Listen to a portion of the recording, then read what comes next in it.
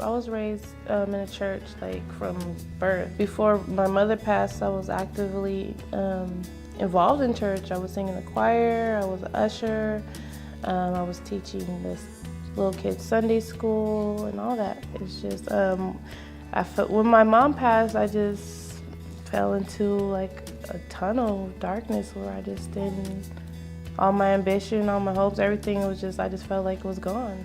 Broken families are the targets of the traffickers. They go after these younger girls who don't have a father, who don't have a family to support them.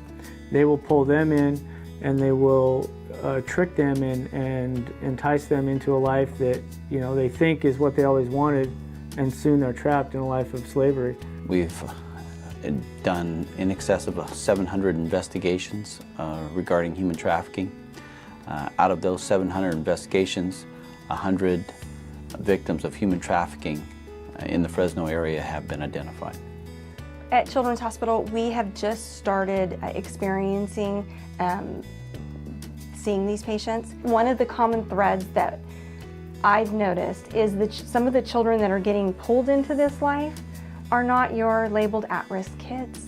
They're your typical good kids that just got pulled into the wrong thing. In Fresno, the average age of a girl getting pulled into this lifestyle is 13 to 16 years old. They get pulled in and then they don't get out until something happens or somebody intercedes for them.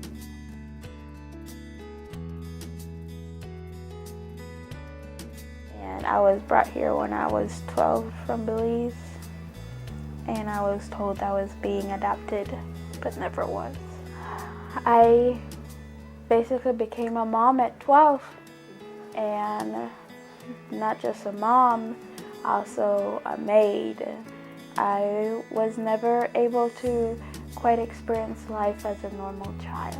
I had 3 children when I was out there. Being a heroin addict, there was sickness. I would go out and do that date first, then I would have to go out and do a date to feed the children, then I would have to concentrate on the bills. So it's a vicious cycle, and there's a lot of pain.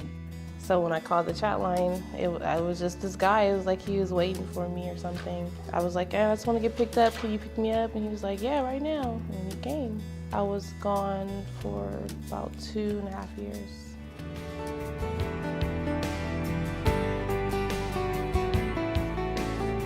We need to realize what's taking place. And we need to be more educated about it because we don't see it. It's not something that's all that visible. And the reasons behind prostitution and so forth, we can misjudge and not understand what those are. And so we need to be more educated, the pastors need to be more educated, and we need to have practical things that our citizens can do, our church members can do to change this in our community. As a detective and as a member of a local church myself, I see the church's role in prevention and also rehabilitation. Those 2 roles, I think the church would play a huge part if we could get people to help. One of the best ways the church can be involved is by really counseling the victims of prostitution. So those young women that are held by, essentially held hostage by pimps. What they need is spiritual healing. These young women don't want to do this, but they don't see any other option. They don't see any other choice, don't know the love of Christ. So when the church can come in and share that with them, their opportunity arises right there.